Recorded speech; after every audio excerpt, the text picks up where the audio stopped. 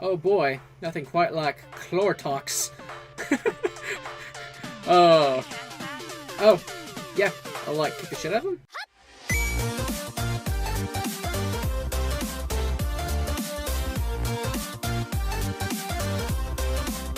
Greetings, fellow NPCs, and welcome to Firewatch. So, for those of you who are unaware, I had this on my old channel, and I've decided to go ahead and reboot it back up. So we're going to go ahead and start a brand new game.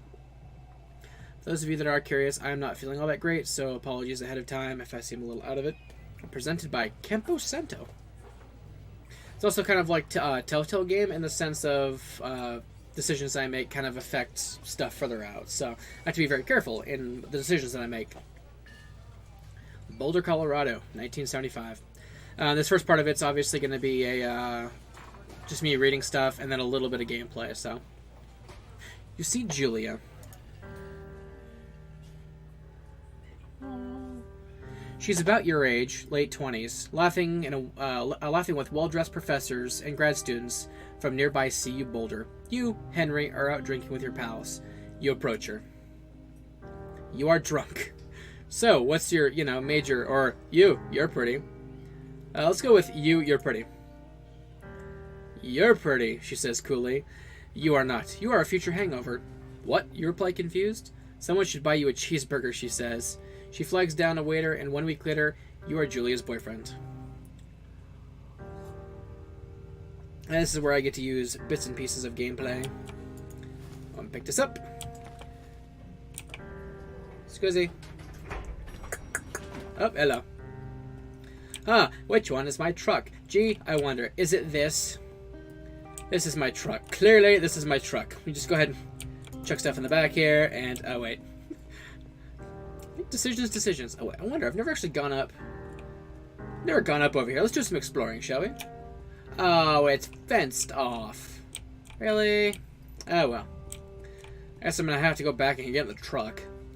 Alrighty, go ahead and load my gear in.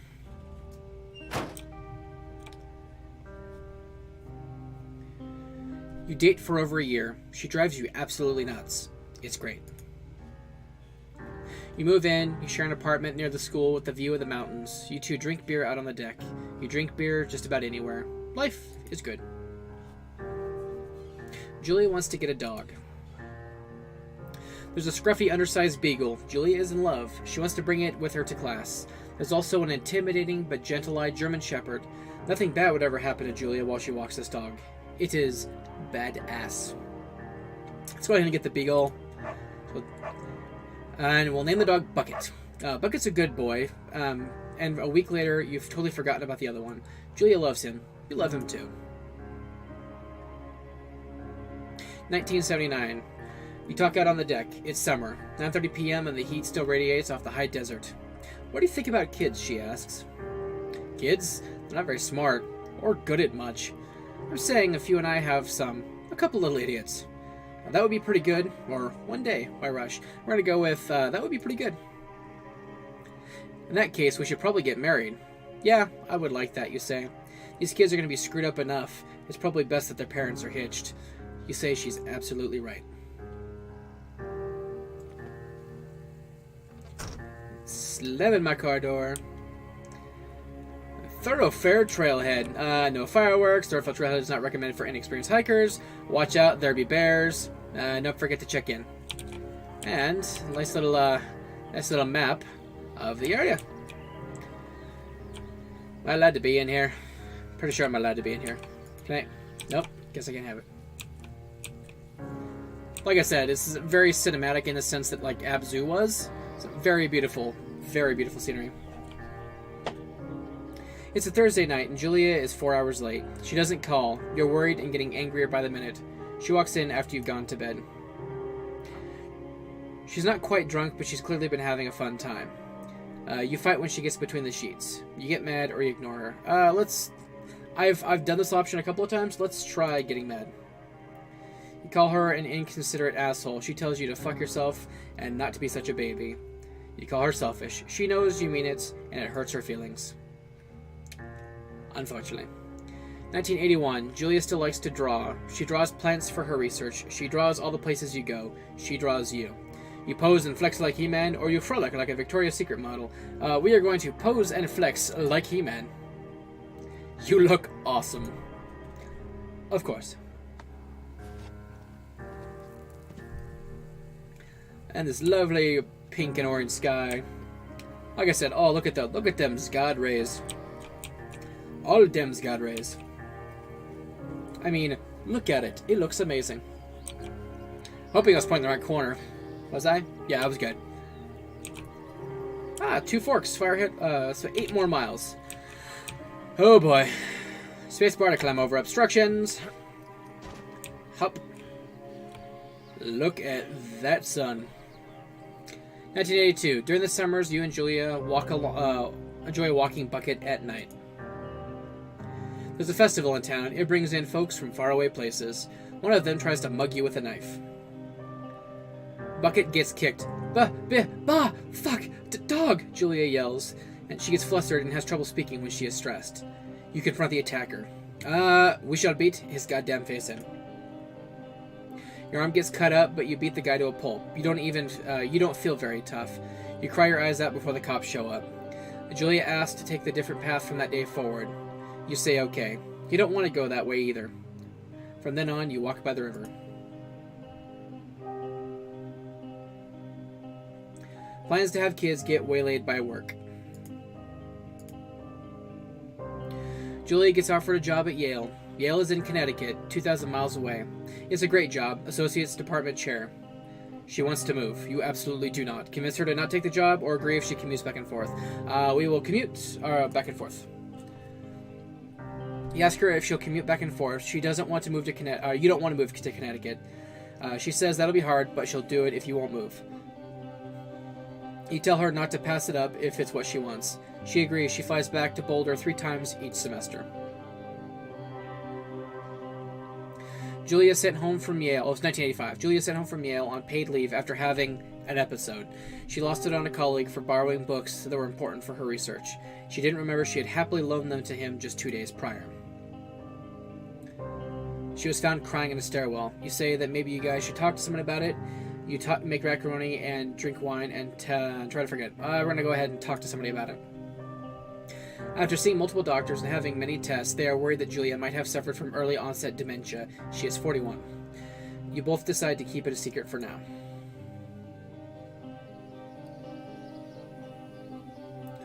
I'll grab the book. I like to censor things. Look at that He-Man. Hell. Oh boy. Bucket is getting older. Julia comments that it's kind of nice because he gets less and less trouble around the house. A week later, she goes back to the university. Julia's affliction gets worse. She can't remember things in class. Her research is in shambles. She drives her car to the next town over for no particular reason and has been brought home by the police. She is devastated. She is sent home on permanent medical leave. Some days you get the Julia who calls you a dope and your unborn children little idiots. Other days you get a stranger. She pulls you into bed to make love. After 5 minutes she goes into a panic believing her dad is at the door. You tell her family. They are crushed and begin to make trips to and from their home in Australia to visit her. For a while your friends come by with little things to brighten your day. She gets worse. The feels. You spend your days following Julia around the house. You count the seconds between the 2 weekly visits from Daniel, the nurse. He suggests that Julia could live somewhere else, somewhere with 24-hour care, a home. It sits with you for a couple of months. And we are going to move her into a full-time care facility. Wandering through the woods, yet again. Like I said, absolutely beautiful, beautiful scenery. Oh look, it's a stag. Come back, Stegosaurus. No? Okay. Her family agrees with your decision. You find a fantastic place in Boulder to move her there. You see her every day. Then every other day. You go out to the bar with your old friends. It's not the same. You get the feeling that every wife tells her husband, if you ever put me in a home like Henry did, I'll cut your balls off. You slowly decide not to see your old friends that much. 1989. Julia's sister Susan moves to Boulder to be close to her. She visits her every day. You go with her some of the time. Susan buys you an old typewriter and urges you to use it if you won't see a therapist. You won't. You always really liked Susan. Susan was great. Susan was amazing. Months go by, Bucket dies.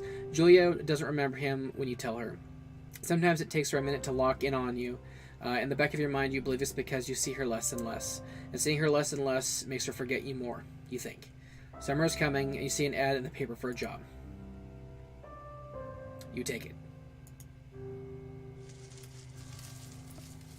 And we are out here in the middle. So enter the lookout tower, which is over yonder. Nice and creepy outside. I wonder if anybody's going to attack me. No. Are you sure about that? Okay, then. That's sky, though.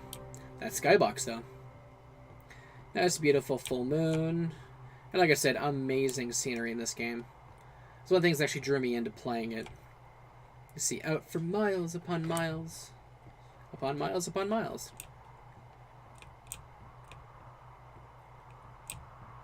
And open the door. Honey, I'm home. And boop. Huzzah. Hello, Two Forks Tower. I'm hearing voices. Hello, radio. Two Forks Tower, this is Thoroughfare Tower. Come in. Hold left shift. Hello? Hello? Whoever this is? It's Henry, right? Yeah. Mm-hmm. I'm Delilah. Hello, Delilah. Yeah, that's what the guy said on the phone. Yeah. So, what's wrong with you? Excuse me? People take this job to get away from something. So, what's wrong? What's wrong with you? Yeah. That's Delilah. a great idea. Go ahead. Oh, boy. Look, I just hiked for 2 days, so I don't really follow whatever it is you're doing right now. Yeah, no. You take a stab at what's wrong with me. Fine, then can I sleep forever? Ever and ever. Sure, buddy. Okay, now go ahead. You've killed 3 ex-husbands, you're rebelling against mom, or nobody back home can stand you. We're gonna go with you're rebelling against your mother. You're probably just rebelling against a mom who wishes you had given her grandkids, by the sound of your voice, at least 15 years ago. You come out here and it really grinds her gears and you love it. Can I sleep now? Well, she also says I fuck immature men, but in my defense, who wouldn't want a 28-year-old with ambition and energy and some fire in his belly in bed? Whoa. Going now. Yeah, no, I'm good. Just a second, now it's my turn. Okay, good night, bye.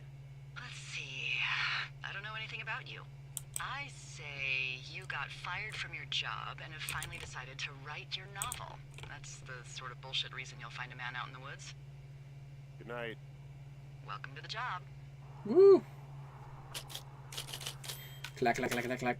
Good morning, Henry. Morning. I guess good afternoon. Yeah.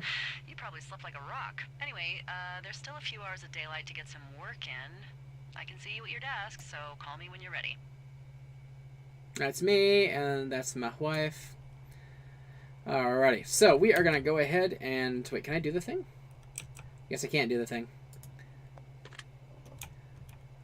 Hold on a second. Sorry, I slept. Guess I slept in. Hey, sorry, guess I slept in. Ever so slightly. You got a relaxing, what, 14 hours of Ooh, sleep? Wyoming. Yeah, Jesus, I guess it's what, 6? Oh boy, space puffs. 6:45. Jeez. Don't worry about it. That hike puts everyone out of commission for a day or two. Oh yeah. But now that you're up, let me quickly get you acquainted with the job. Mm-hmm. There's a thing in the middle of your room with a round map on it. Do you see it? Oh yeah. Yes. Report the map table. Okay, yeah, I see it.